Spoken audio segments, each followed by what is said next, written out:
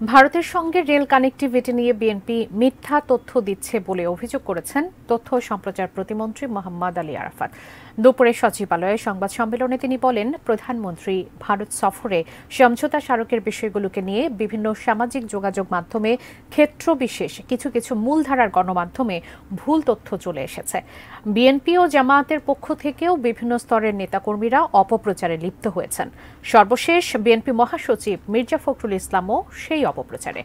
সকল ধারা না পড়ে খণ্ডিতভাবে এগুলো তুলে ধরে সাধারণ মানুষকে বিভ্রান্ত করছে উল্লেখ করে তিনি বলেন, আওয়ামী লীগ নয়, বিএনপি নতজানু রাজনৈতিক দল। আমরা দেখেছি বিএনপি এবং জামাতের পক্ষ থেকেও বিভিন্ন স্তরের নেতাকর্মীরা অপপ্রচারে লিপ্ত হয়েছে এবং সর্বশেষে এসে গতকাল মির্জা ফখরুল ইসলাম আলমগীরও যুক্ত হয়েছেন সে অপপ্রচারে।